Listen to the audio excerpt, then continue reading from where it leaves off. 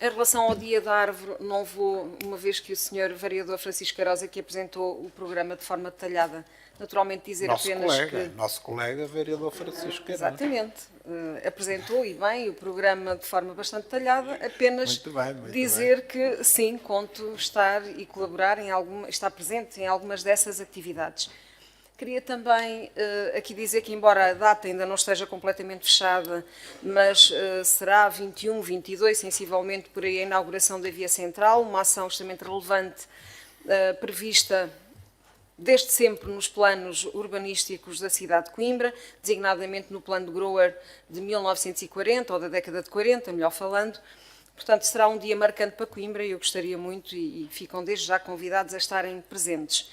E passarei então à minha intervenção desta reunião e que voltarei aqui à alta velocidade.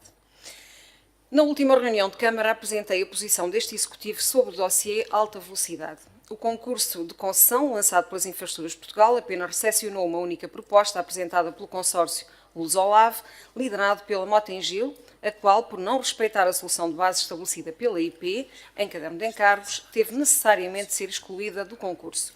Se a Motengil admite haver uma variante à solução posta a concurso, alterando a estação da Lave para Taveiro, como forma de poupar 500 milhões de euros, para este Executivo, tal solução é inaceitável por acarretar prejuízos incalculáveis para Coimbra e para toda a sua região. A localização da estação em Coimbra B é a única solução capaz de responder às exigências de intermodalidade, incluindo a interligação com o sistema de mobilidade Mondego, aliado ao excelente trabalho que tem vindo a ser desenvolvido no âmbito do plano pormenor da estação intermodal e à oportunidade de se fazer ali uma nova centralidade, ou seja, fazer cidade. Por isso, o movimento Juntos Somos Coimbra votou a favor da recomendação apresentada pela CDU na Assembleia Municipal, uma vez que esta seguiu as linhas gerais aqui por nós defendidas e à qual também se juntou, aliás, o movimento Cidadãos por Coimbra.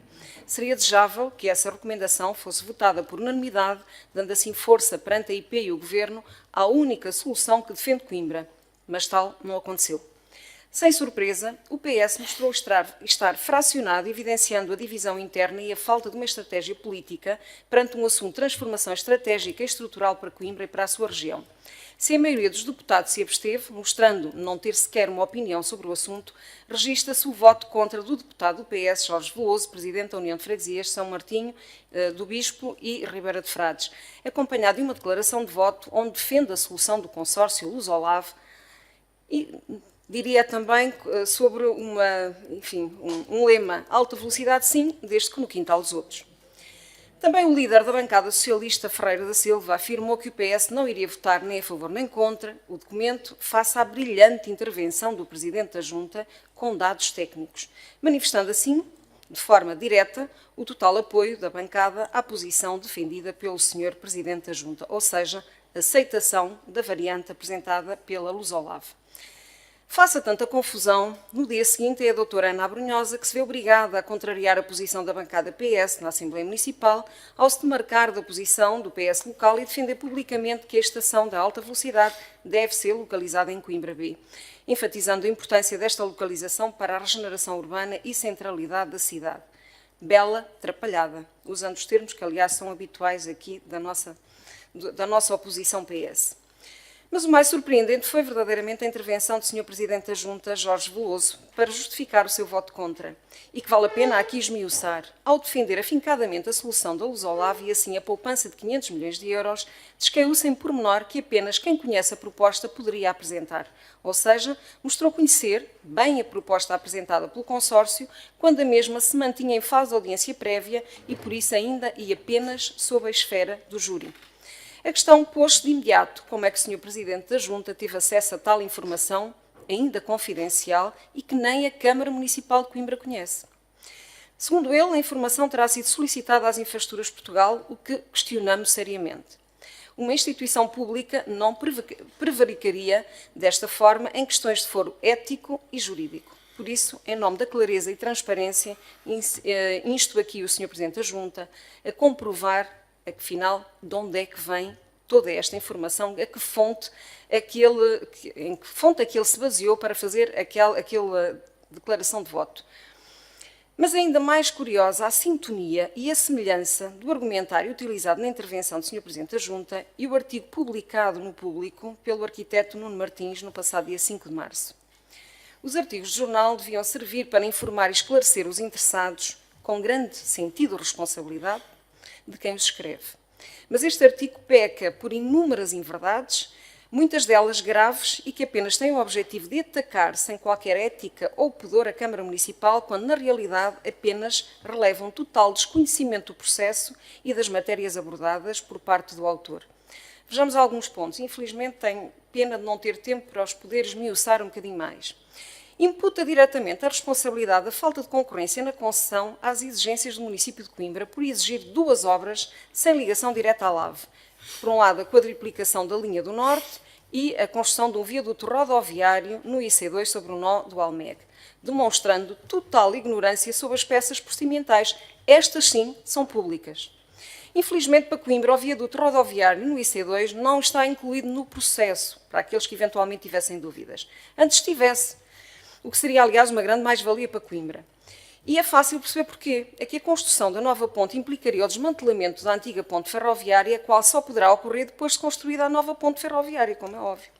Já a quadriplicação da linha entre Taveiro e Coimbra B foi uma opção da IP e que a Câmara Municipal apoiou, já que é única, que é uma obra necessária, aliás, e obrigatória, para criar reserva de capacidade e assim potenciar a melhoria dos serviços urbanos e regionais ferroviários.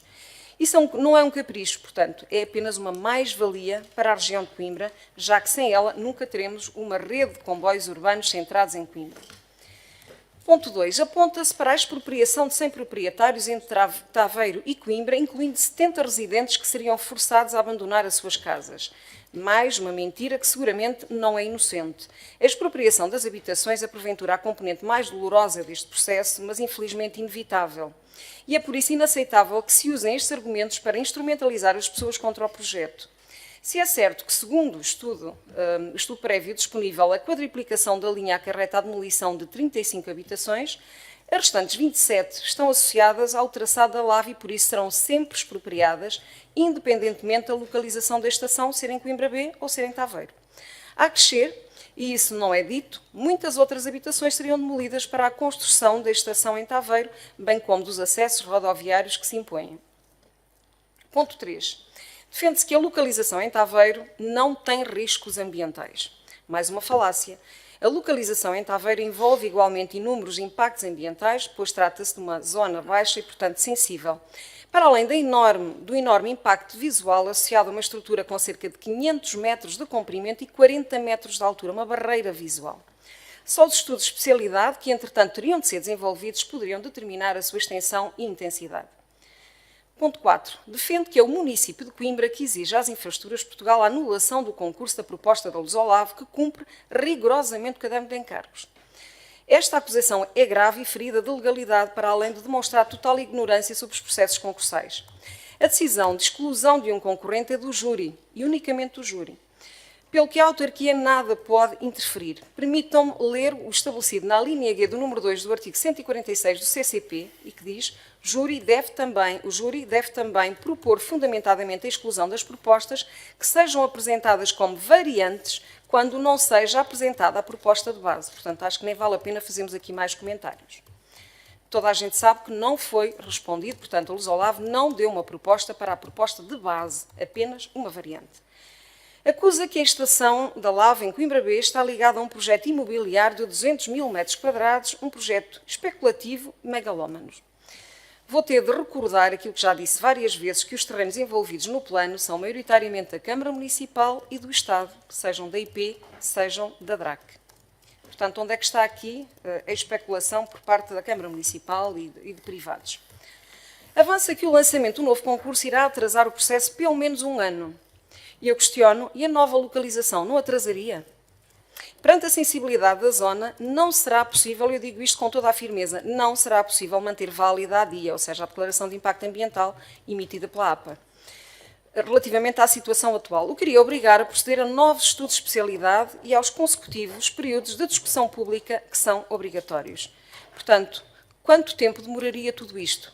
Seguramente mais do que um ano. Portanto, usam-se argumentos falsos. 7.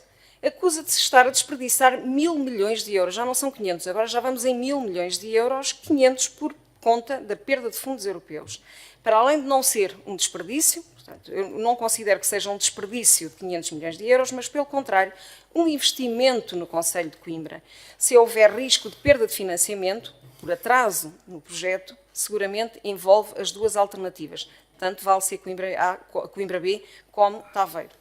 8. Estou a terminar. Lamenta que tal desvio de verbas não possa ser canalizado para a construção de 2 hospitais centrais tidos como urgentes na área metropolitana de Lisboa. É inaceitável, do meu ponto de vista, que um cidadão de Coimbra venha defender, transferir investimento público de Coimbra e que tanto precisa dele para uma das áreas metropolitanas, quando no nosso dia-a-dia passamos aqui a tentar combater continuamente esta tendência de bipolarização do país. E, por fim, e uma vez que o texto vai longo, refere que Coimbra não pode atrasar o país. O que deve ser travado são interesses obscuros. Isto, de facto, tem aqui componentes muito obscuras, como já viram. Não havendo qualquer outro interesse por parte da Câmara Municipal para além da defesa da melhor solução para Coimbra, num processo que se pauta de total transparência, eu prefiro dizer que nenhum interesse instalado parará Coimbra. Em síntese, na política não vale tudo, como já disse aqui várias vezes, e sobretudo deve haver respeito pelos cidadãos. Não se podem escrever mentiras deste género. Haja ética, Sr. Presidente.